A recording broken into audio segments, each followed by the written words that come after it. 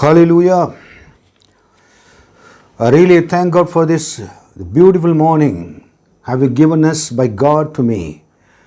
आज ये सुंदर और प्रातःकाल समय के लिए मैं प्रभु को धन्यवाद देता हूँ, जिसको प्रभु ने हमारे लिए आज अपने अनुग्रह के द्वारा दिया है।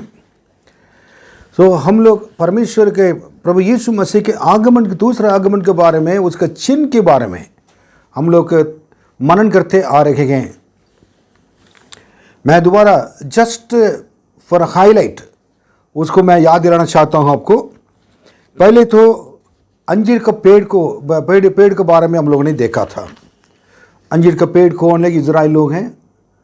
और इजराइल लोग जब अपने देश में वापस आएंगे, अंजीर को पेड़ जब नई पत्तियां जब आएंगे, तब परमेश्वर का आने का निकट है, प्रभु यीशु का आने के निकट हैं। सो ये वो रखा है, सारे इजराइल लोग अपने यहूदी लोग अपने देश इजराइल देश में वापस ऑलमोस्ट आ गए हैं।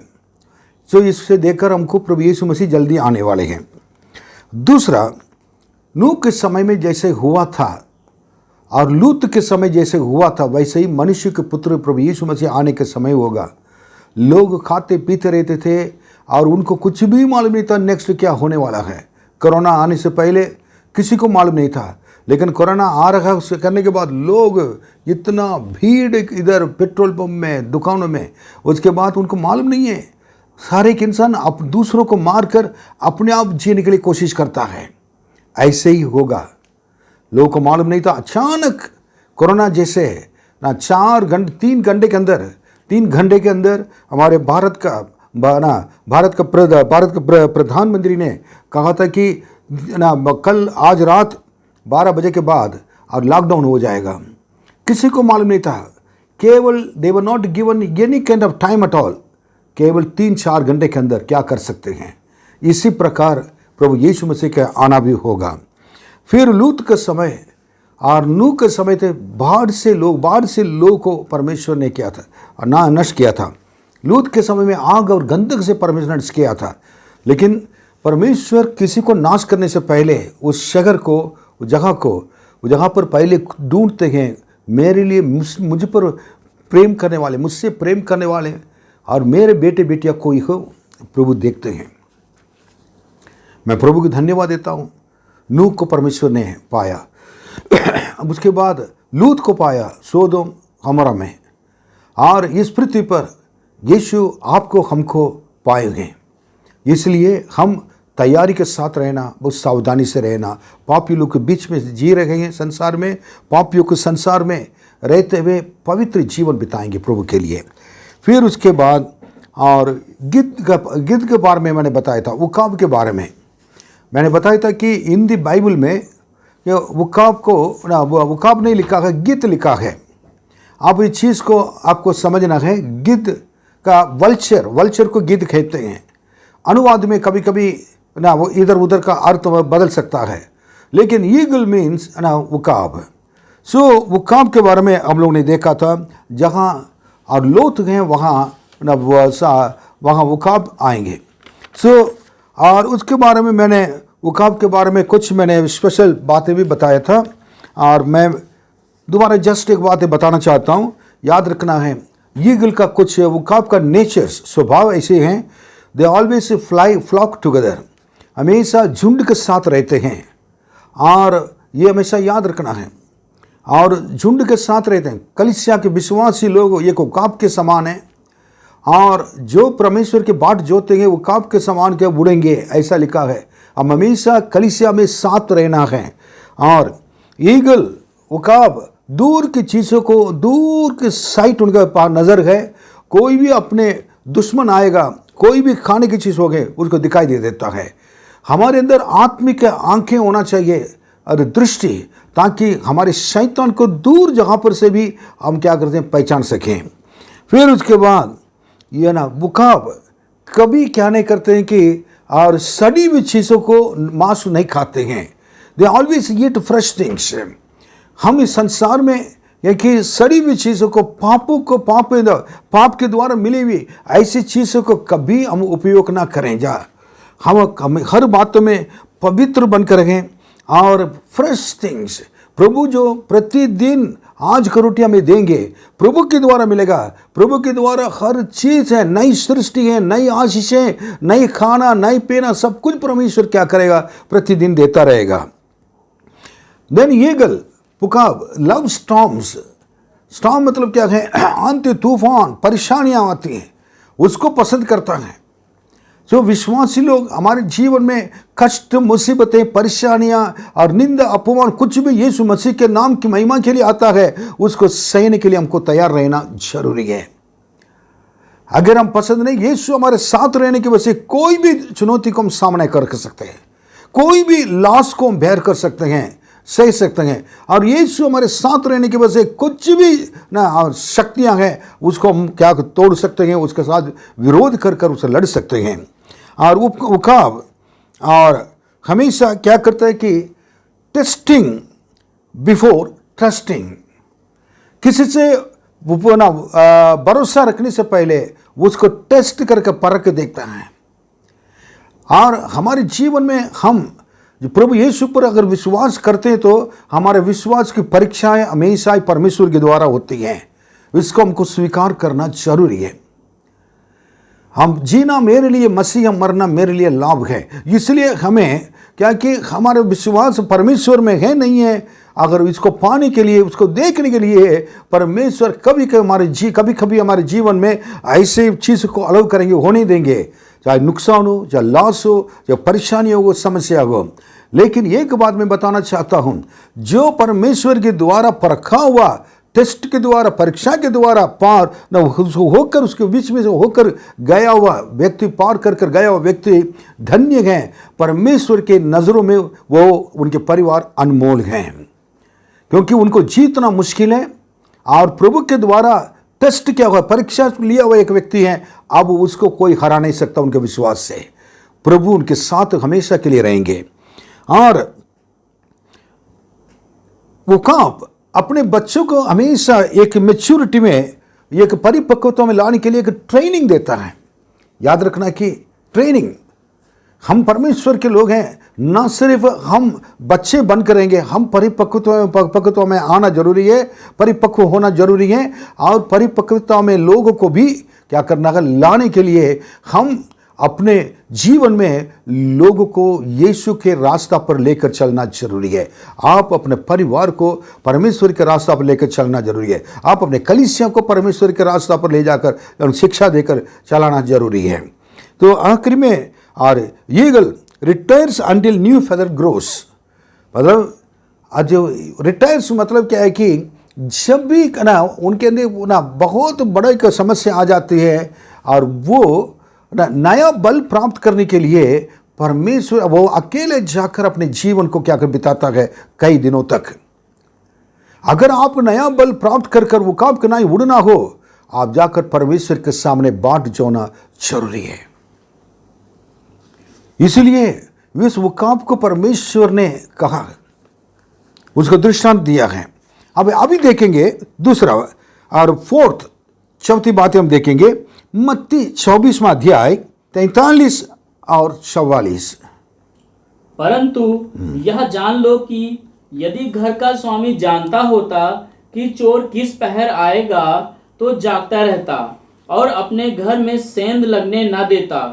इसलिए तुम भी तैयार रहो, क्योंकि जिस घड़ी के विषय में तुम सोचते भी नहीं हो, उसी घड़ी मनुष्य का पुत्र आ जाएगा। मैं एक बात बताना चाहता हूं, चोर के बारे में लिखा हुआ है, घर के स्वामी के बारे में लिखा हुआ है। प्रभु के आगमन एक चोर के समान होगा। चोर किसी के घर पे आने से पहले उन्होंने क्या है कि दो चीज क्या है उसके पास हमेशा रहता है, और तीन बातें हमेशा दिमाग में रखे आता है। तीन बातें थोड़ा सुनिए। पहले बात देखिए, वो बिना बताकर आएगा। अगर चोर अगर आना हो, अगर बिना कोई भी चोर आने से पहले चिट्ठी नहीं लिखता, मैं आपके घर पे आऊँगा फलाना तारीख को, आप क्या करो और इतने समय पर आऊँगा, आप सारे सामान निकाल कर मेरे लिए रखना है, सब लोग इंतज़ार करना है, और मुझको माला पहनाना कह कर नहीं आएगा, बिना बता के आएगा। और दूसरी बात है कि कब आएगा? वो रात में क्या करता है कि जब लोग सोएंगे उस समय क्या करेगा कि अनएक्सपेक्टेड टाइम, जो लोग को मालूम ही नहीं था, उस समय सोचे ही नहीं होंगे, उस समय वो आ जाएगा, वो आएगा। रात में वो आता है, रात में चोरी करा दे, सबको मालूम है। ये दो चीज पहले मैंने बताया, और वो बिना बता कर आएगा। दूसरी बात है कि और हम जब नहीं सोचते हैं ऐसे समय पर क्या है आएगा, और वो भी हम जब सोते रहेंगे उस समय वो आएगा। लोग कब सोएंगे इंतजार करेगा, जब आप सोते रहेंगे उस समय आएगा। तीसरी चीज है उसका आने के कारण, वो कभी घर के अंदर आकर और छोटी मोटी चीज को, कूड़ा कबाड़ा को ले जाने के लिए आएगा नहीं कभी।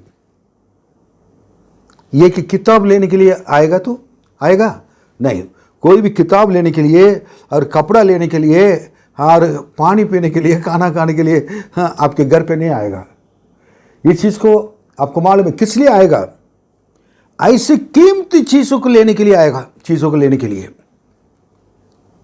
वो आप देखेगा, पैसा रखा है, धन और सोना रखा है, चांदी रखा है और डायमंड रखा है, मोती रखा है। ये सारे चीज को देकर बहुत प्लान कर कर क्या है वो आएगा। इसका अर्थ क्या है? प्रभु यीशु मसीह जब आएंगे वो साधारण लोग के लिए नहीं आएंगे लेने के लिए। जो लोग प्रभु यीशु को ग्रहण कर कर बपतिस्मा पाकर प्रभु यीशु मसीह के लहू से उनके पाप धुल गया गए, वो परमेश्वर के सम्मुख में और उनके नजरों में, दृष्टि में अनमोल गए। उस अनमोल लोगों को लेने के लिए जो सोने के समान हैं, प्रभु यीशु मसीह आएंगे। मतलब अनमोल आत्माओं के लिए प्रभु यीशु मसीह आएंगे। जो उद्धार पाए हुए लोग प्रभु के लिए बाट जोते ही इंतजार करते हैं। वो बाकी जो आकर जितने लोग जो गलत काम करने वाला, बीड़ी पीने वाला, पिक्चर सिनेमा देखने वाला और पीने वाला और गलत काम करने वाला, गंदे काम करने वाला, उनको लेने के लिए कभी नहीं आएंगे। वो अपने अनमोल जो लोग हैं, आप हम परमेश्वर की दृष्टि में, आपके आत्मा, मेरे प्राण परमेश्वर की दृष्टि में अनमोल है। इसलिए बाइबल में लिखा है कि भक्तों की मृत्यु परमेश्वर की दृष्टि में अनमोल है। भजन संहिता 116:15 में लिखा हुआ है। अब ये चीज को प्रभु यीशु मसीह आने का कारण यही है। जब आने के समय अगर आप नहीं मिलेंगे तो क्या होगा? इसलिए चोर के नाय आएंगे। आप पढ़िए, और 44 पढ़िए, 44। इसलिए तुम भी तैयार रहो। अगर वो आएंगे तो आपको क्या करना है? तैयार रहना। हाँ पढ़िए। क्योंकि जिस घड़ी के विषय में तुम सोचते भी नहीं हो, उसी घड़ी मनुष्य का पुत्र आ जाएगा। जिस घड़ी के विषय में तुम सोचते भी नहीं हो, उसी घड़ी के समय मनुष्य का पुत्र अर्थात यीशु मसीह आएगा। वो आ जाएगा। लेकिन आप किसके लिए आ रहे हैं? पापियों को लेने के लिए नहीं है। पवित्र अनमोल रत्न जैसे लोग हैं उनको लेने के लिए आ रहे हैं। आप तैयार हैं? हाँ। लेकिन क्या करना पड़ेगा? इसके एक वचन है, इस वचन को तो पढ़ेंगे, हमको तो कैसे हमको रहना है ये भी पता चलेगा। हर एक विश्वासी प्रभु यीशु मसीह का आगमन के बारे में जानने के बाद, चोर के न्याय आएंगे अगर मालूम होने के बाद, वो रास्ता में क्या करना कि हमें रहना हर समय हमको क्या करना? जागते रहना जरूरी है। 10 कुंवारी के बारे में सुने थे। 10 कुंवारी के अंदर क्या बात? 10 कुंवारी में एक 5-10 जाकर गए थे एक साथ प्रभु यीशु मसीह से, मेरा दुल्हा से मिलने के लिए। कलीसिया में ऐसे होते हैं, 10 एक ही ड्रेस पहने हुए थे, देखने में कोई फर्क नहीं था। कलीसिया में जब तक रहते थे झुंड में कुछ भी फर्क नहीं पड़ता था, उनका फर्क दिखाई नहीं देता था।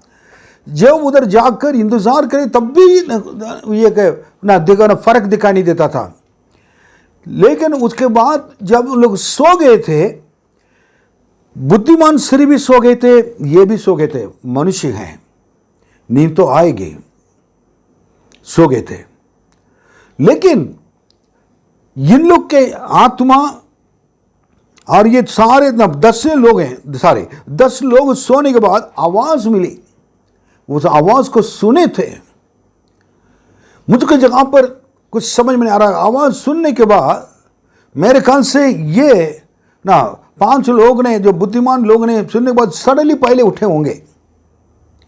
इनको देखकर इन लोग उठे होंगे, इनको पता चला कि इन लोग तैयार हो रहे हैं, इसलिए दूल्हा आ रहा है। तब उन्होंने देखा था कि अपना ये है। फर्क कब पता चलता है?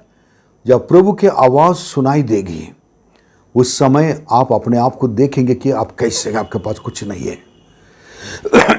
जहां पर एक्स्ट्रा तेल जो कुपी में था, तैयारी का एक अर्थ है। आपके जीवन, मेरे जीवन में तैयारी हमेशा होना चाहिए।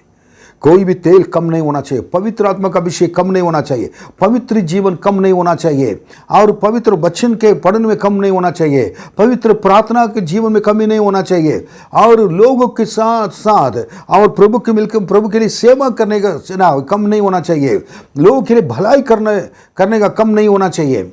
सो जो कुछ अभी समय है, उसको जितना परमेश्वर ने आपके हाथों में बाइबल दिया है, प्रभु ने जो किया दिया है, उसको उपयोग करना जरूरी है। आपके हाथों में बाइबल दिया है, आपके हाथों में ना आपके कलीसिया दिया है, आपके जीवन में आपके लिए आपको एक अच्छा पास्टर दिया है, और एक संगति दिया है, भाई बहन लोग के दिया है, विश्वासी लोग के संगति दिया है। इससे बढ़कर आपको क्या चाहिए? हमें क्या चाहिए? हम आनंदित होकर आशा के साथ यह प्रभु के लिए इंतजार करना जरूरी है। अब प्रकाशित वाक्य 3:3 पढ़िए, उसमें क्या लिखा है? इसलिए स्मरण कर कि तूने कैसी शिक्षा प्राप्त की और सुनी थी, और उसमें बना रहे और मन फिरा। यदि तू जागृत न रहेगा तो मैं चोर के समान आ जाऊंगा, और तू कदापि न जान सकेगा कि मैं किस घड़ी तुझ पर आ पड़ूंगा। 4 पढ़िए। पर हाँ, सरदिस में तेरे यहाँ कुछ ऐसे लोग हैं जिन्होंने अपने अपने वस्त्र अशुद्ध नहीं किए। वे श्वेत वस्त्र पहने हुए मेरे साथ घूमेंगे, क्योंकि वे इस योग्य हैं। आप जहां पर देखिए, सरदे कलीसिया के लिए उन्होंने कहा 3:3 में देखिए, इसलिए स्मरण कर कि तूने कैसी शिक्षा प्राप्त की है और सुनी थी, और उसमें बना रहे। और जो शिक्षा आपने प्राप्त किया गया, उसमें बने रहना। सरदे कलीसिया के लिए एक स्ट्रिक्ट एडवाइस, वार्निंग, चेतावनी एक परमेश्वर ने इसको समझाते हैं। उसके बाद और मन फिरा, और उसके बाद विश्वास कह रहे मन फिराओ। हो सकता आपने मन फिरा कर प्रभु यीशु के पास आए थे, लेकिन आप दोबारा जाकर पाप में कहीं गिर गए, आप दोबारा परमेश्वर से दूर चले गए थे। आप मन फिरा कर वापस आइए। पढ़िए। यदि तू जागृत न रहेगा तो मैं चोर के समान आ जाऊंगा। अगर जागृत नहीं रहेंगे तो मैं चोर के समान तो आऊंगा। उस कलीसिया के लिए उस समय कह दिया था उन्होंने। फिर और तू कदापि ना जान सकेगा, आप तुमको कभी उसको क्या करेगा, जान नहीं पाओगे कि मैं किस घड़ी तुझ पर आ पड़ूंगा। मैं किस घड़ी तुझ पर आ पड़ूंगा। ये तो भयानक बातें क्या कह रहे हैं। मन फिराओ, मैं आऊंगा। कलीसिया के लिए आखिरी वार्निंग है। The Lord is warning the churches the last days. परमेश्वर अंतिम दिनों में परमेश्वर के कलीसियाओं के लिए ऐसे चेतावनी परमेश्वर दे रहे हैं। ये चेतावनी यही है कि मन फिराओ, अब जागृत रहो, जागते रहो, प्रार्थना करते रहो, और उसके बाद मेरे लिए इंतजार करो। और 4 वचन लिखा हुआ, 4 पढ़िए। पर हाँ हाँ। सरदिस में तेरे यहाँ कुछ ऐसे लोग हैं। लेकिन परमेश्वर की सबसे बड़ी चीज है कि जितने लोग अगर प्रभु से दूर रहते हैं और उनसे भी बढ़कर उन लोग से उनसे बढ़कर परमेश्वर एक बात बताते हैं कि तुम्हारे कलीसिया के अंदर इतने खराब लोग होने के बावजूद भी अच्छे लोग भी हैं। अपने वस्त्र को इन्होंने क्या नहीं किया, अशुद्ध नहीं किया है, पवित्र लोग हैं। हमारे कलीसिया के अंदर कितने लोग हैं, पवित्र हैं। परमेश्वर आपके पवित्रता को देखा है, आपके नम्रता को देखा है, आपके प्रेम को देखा है, आपके प्रार्थना के जीवन को देखा है, आपके पवित्र जीवन का अभिषेक को, पवित्र आत्मा का अभिषेक आपके जीवन में जो चला रहा है उसको देखा है। आपने परमेश्वर के लिए बहुत कुछ कर रहे हैं उसको देखा है। इसलिए परमेश्वर ने और इस कलीसिया उस सर्दे कलीसिया में कहा, मैंने ऐसे लोग देखा जो पवित्रता से जी रहे हैं। मैं समझता हूँ, मैं जानता हूँ, मैं और हमारे कलीसिया में कई लोग हैं परमेश्वर के सामने भक्ति के जीवन बिताते हैं। God loves you my dear brother, God loves you my dear sister, God loves you my dear children, young boy and girls. God loves you my dear father and mother. प्रभु आपको, मेरे प्रिय पिता माँ, आपको परमेश्वर प्रेम करता है। भाई बहन प्रभु प्रेम करता है। मेरे बच्चे और जवान बच्चे, परमेश्वर आपसे बहुत प्रेम करते हैं। क्या गवाही है, तुम्हारे कलीसिया में भी ऐसे लोग हैं, अपने आप को अशुद्ध नहीं किया है। या आपके बारे में कह सकते हैं, मेरे बारे में कह सकते हैं, प्रभु से कहें, प्रभु जी वो मैं होऊंगा तो आप कितना खुश होंगे। फिर उसके बाद उन्होंने ये कहा कि इसलिए तुमको मन फिराना जरूरी है कहा। उसके बाद और एक वचन देखिएगा, इसलिए मैं क्यों कह रहा हूं, अपने प्रार्थना के जीवन को और एक जय पाने के जीवन को बचा कर रखना जरूरी है। इसलिए अपने पवित्रता को बचा कर रखना जरूरी है। और हर समय आपको क्या करना, तैयार रहना जरूरी है। तैयार रहना, पवित्रता को बचा कर रखना और अपना प्रार्थना के जीवन को और बचा कर रखना और विजय का जीवन आपको हमेशा बड़ा उसको जीते रहना है। अब प्रकाशित वाक्य 16वां अध्याय 15वां वचन देखेंगे। देख मैं चोर के समान आता हूँ, धन्य वह है जो जागता रहता है और अपने वस्त्र की चौकसी करता है कि नंगा ना फिरे और लोग उसका नंगापन ना देखें। उस वचन को दोबारा पढ़ेंगे। देख चोर के समान आता हूँ, मैं चोर के समान आता हूँ, धन्य वह है जो जागता रहता है और अपने वस्त्र की चौकसी करता है कि नंगा ना फिरे। कौन से वस्त्र है? देख मैं चोर के नाय आता हूं। दोबारा, आजकल के कलीसिया के लिए परमेश्वर की सबसे बड़ी चीज है, प्रभु जल्दी आने वाले हैं, लेकिन जो जागृत धन्य वो है जो जागृत रहता है और अपने वस्त्र की चौकसी करता है। वो जहां पर कहा प्रकाशित के 3:3 में सर्दे कलीसिया के बारे में, मैंने देखा है, मुझको मालूम है इस कलीसिया में, इस मंडली में अपने वस्त्र को जो अशुद्ध नहीं किया हुआ ऐसे लोग भी हैं। इस जगह पर 16-15 में कलीसिया के लिए अपने वस्त्र को बचा कर रखो, सावधानी से रखो। वस्त्र कौन सा है? जिस दिन प्रभु यीशु को अपने ग्रहण किया था, उद्धार की वस्त्र परमेश्वर ने पापों को क्षमा कर पापों को धोकर परमेश्वर ने दिया था, वही वस्त्र को आपको क्या करना है, बचा कर रखना जरूरी है। जो महिमा की वस्त्र परमेश्वर ने महिमा के वस्त्र से आपको ढका था और उसको बचा कर रखना जरूरी है। पवित्र वस्त्र को वस्त्र को आपको बचा कर रखना जरूरी है। शैतान आकर पापों में गिराने के लिए कोशिश करेगा, लेकिन चौकसी करना है, चौकसी करना है।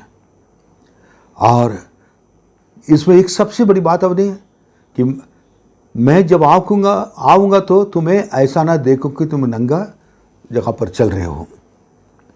अपने वस्त्र की चौकसी करता है कि नंगा ना फिरे और लोग उसका नंगापन ना देखें। हमारे जीवन के नंगापन को देखकर लोग मजाक ना उड़ाएं। इन्होंने यीशु ग्रहण किया, उद्धार के वस्त्र पहना हुआ था, आज पाप के संसार में दोबारा जाकर अपने जीवन को खराब कर दिया है। इस अच्छे कलीसिया में था, इसको छोड़कर दूसरे के इधर उधर घूमता फिरता रहता है, इतना अच्छा जीवन बिता रहा था, वो जीकर इसका परिवार में गवाही नहीं है। ऐसा ना करें, यही प्रभु चाहते हैं आपसे। ओके, अब पहला थिस्सलुनीकियों 5:24 5:2 और 4 पढ़ेंगे उस वचन में। क्योंकि तुम आप ठीक जानते हो हाँ कि जैसा रात को चोर आता है हाँ, वैसा ही प्रभु का दिन आने वाला है। क्योंकि तुम आप ठीक जानते हो, इसका मतलब सबको मालूम है मेरे प्रियो, सबको मालूम है, जानते हो कि जैसा रात को चोर आता है वैसा ही प्रभु का दिन आने वाला है। Hallelujah, that's great. आप नहीं जानते, नहीं कह सकते हैं, इसलिए प्रभु के आगमन के बारे में बाइबल के जो दृष्टांत हैं, बाइबल में लिखी हुई बातों को पहले मैं लेके आ रहा हूं, अपने दिमाग की बातों को नहीं लेके आ रहा हूं। परमेश्वर के वचन को ऐसे ही मैं इसका अर्थ को, सही अर्थ को मैं बता रहा हूं, आपको बताने के लिए पूरी कोशिश करता हूं। पढ़िए और 4 पढ़िए। पर हे भाइयों, तुम तो अंधकार में नहीं हो कि वह दिन तुम पर चोर के समान आ पड़े। अब भर है भाइयों, तुम तो अंधकार में नहीं हो कि वो दिन तुम पर चोर के ना आ पड़े। ये चीज मैं आपको बताना चाहता हूं। आप तो जानते हो आप अंधकार में नहीं हो। प्रभु कितना विश्वास किया है हमारे ऊपर, कलीसिया के ऊपर। आज भी पौलुस कह रहा है कि वो कह रहा है कि तुम तो अंधकार में नहीं हो, क्योंकि कलीसिया के अंदर आए हुए लोग हैं, परमेश्वर के साथ रहकर परमेश्वर के लिए एक पवित्र जीवन बिताते हैं, वो अंधकार में नहीं रहते हैं। पौलुस भी कहता, परमेश्वर की आत्मा भी कहता है, अगर अंधकार में रहेंगे तो चोर के ना आए वो दिन हमारे हम पर और आप पर आ पड़ेगा। जब आप पड़ेगा तो क्या कर पाएंगे? भयानक दिन हो गए। अगर आपने वस्त्र को बचाकर प्रभु के लिए पवित्र जीवन बिताते हैं, चोर के नहीं प्रभु आएंगे तो आप खुश होकर प्रभु यीशु के साथ चले जाएंगे। इसलिए प्रभु यीशु का आना बहुत समीप है और हम प्रभु यीशु मसीह के आगमन में और बिल्कुल एक दिखाई देने वाले एक योग्य बनकर रहना जरूरी है, और साथ अपने आत्मिक वस्त्रों को हमको बचा कर रखना जरूरी है, और बिना दाग बिना जरूरी, और वैसे एक पवित्र एक दुल्हन की तरह हमको क्या करना है कि अब दुल्हा के लिए प्रभु यीशु मसीह के लिए इंतजार करना जरूरी है, ताकि एक दिन उनके सामने हमको खड़े होना है हम लोग, और वो हमें देखकर मेरे पिता के आशीष के योग्य है, मेरे बच्चे ये स्वर्ग में प्रवेश करो कहेंगे। और ये है प्रभु यीशु। दोबारा उस वचन को मैं दोहराऊंगा, और मत्ती 24 और 43 और 44 आप पढ़ के देखिएगा। परंतु यह जान लो कि यदि घर का स्वामी जानता होता, और यदि घर का स्वामी जानता होता कि चोर किस पहर आएगा,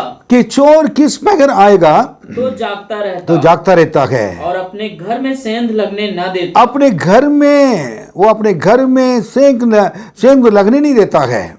इसलिए तुम भी तैयार रहो, क्योंकि जिस घड़ी के विषय में तुम सोचते भी नहीं हो, और जिस घड़ी के विषय में तुम सोचते भी नहीं हो, उसी घड़ी मनुष्य का पुत्र आ जाएगा। उसी घड़ी मनुष्य का पुत्र आ जाएगा। उसी में, उस जगह, उस समय जब आप सोचते नहीं रहते, उस समय ये प्रभु यीशु आएंगे। आइए हम प्रार्थना करें। पिता परमेश्वर, आपके बच्चों को आपके हाथों में सौंपते हैं। आज सुबह प्रभु जी लोगों से बातें करें। मेरी हिंदी तो इतना ठीक नहीं है, मैं जानता हूं, लेकिन प्रभु जी पवित्र आत्मा जो लोग सुन रहे हैं उसके अर्थ को सही तरह प्रभु जी आप बता दीजिए। एक ही सत्य है, आप जल्दी आने वाले हैं। आपके आगमन के लिए हमको तैयार रहना है, अपने वस्त्रों को बचा कर रखना है, अशुद्ध नहीं करना है, और हमारे आत्मिक जीवन को बचा कर रखना है, और हमेशा जागृत होकर हम जागते रहना जरूरी है। धन्यवाद प्रभु आपके लोग के लिए। इस अंतिम समय में हम सबको प्रभु जी आप चेतावनी दे रहे हैं, और क्योंकि आपकी इच्छा यही है, आप प्रेम करने की वजह से आप कभी कभी डांट के भी सिखाते हैं। धन्यवाद, क्योंकि आप किसी को भी आपके आगमन में छोड़ना नहीं चाहते हैं। धन्यवाद हमारे कलीसिया के ऊपर, अपने लोगों के ऊपर, इस पृथ्वी पर रहने वाले परमेश्वर के पवित्र कलीसिया के ऊपर आपने प्रेम रखा है। आपका प्रेम के, आप बेहद प्रेम के लिए धन्यवाद देते हैं। सबको आशीष दीजिए, यीशु के नाम में मांगते हैं, आमीन आमीन। प्रभु आपको आशीष दें।